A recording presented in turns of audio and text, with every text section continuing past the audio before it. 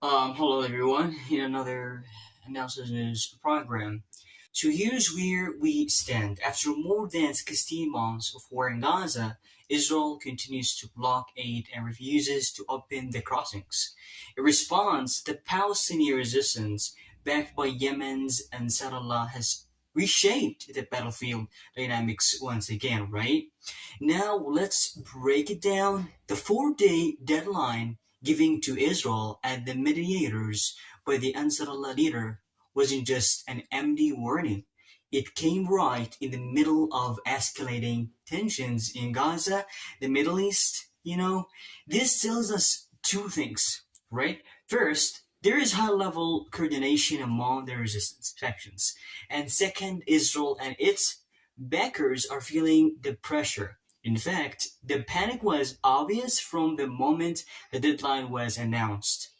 And Zanulla's latest warning wasn't random.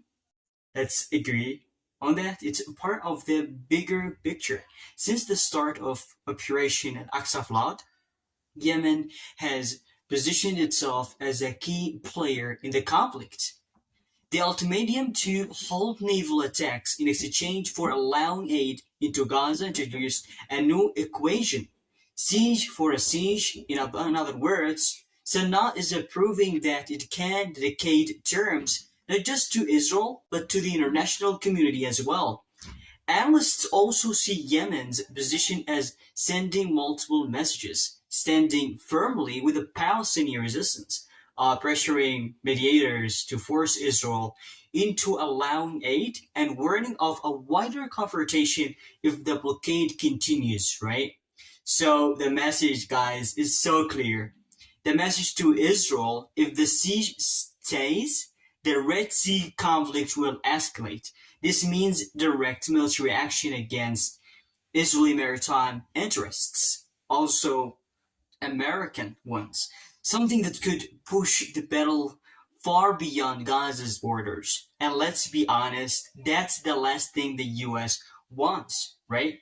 Now, here's an interesting twist. The Yemeni deadline came less than 24 hours after Abu Ubaidah, the spokesperson for Hamas military wing, praised Yemen's stance and its readiness to resume naval operations. This timing isn't a coincidence.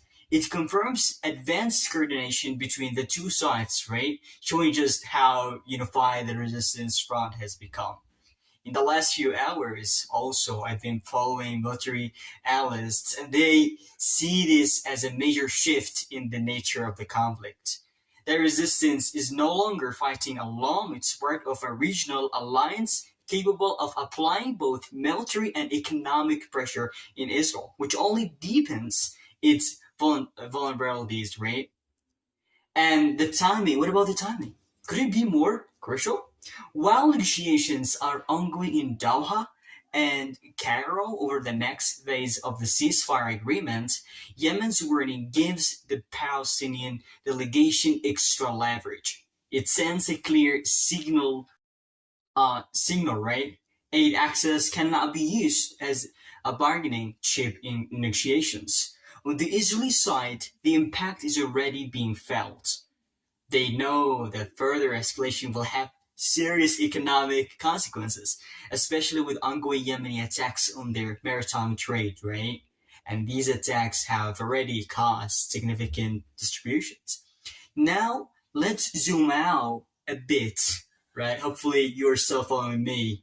This new phase of escalation proves one thing: the Palestinian resistance is no longer negotiating from a position of weakness, right? Unlike previous wars, it now operates from a position of strength, backed by a growing regional front led by Yemen.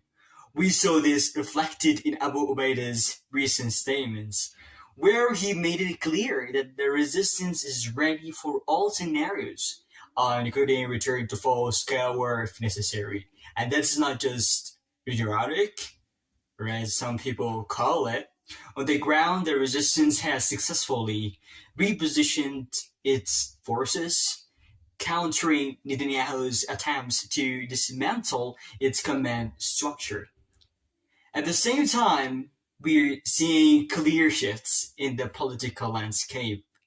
The Palestinian delegation has stood firm in negotiations, resisting US and Israeli pressure. According to analysts, Hamas' strong stance, supported by Yemen's statements, could even push the US to bypass Israel in the negotiations.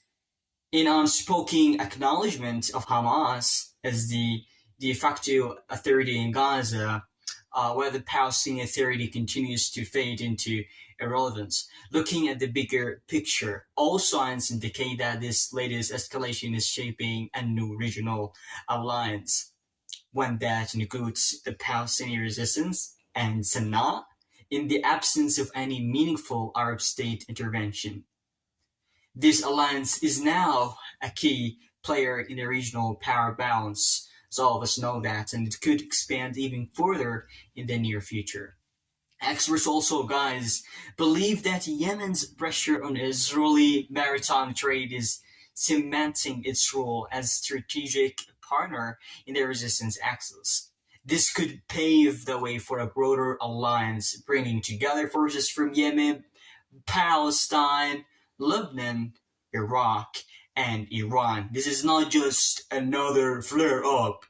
We are witnessing the beginning of a new phase, one where the conflict is no longer confined to Palestinian borders.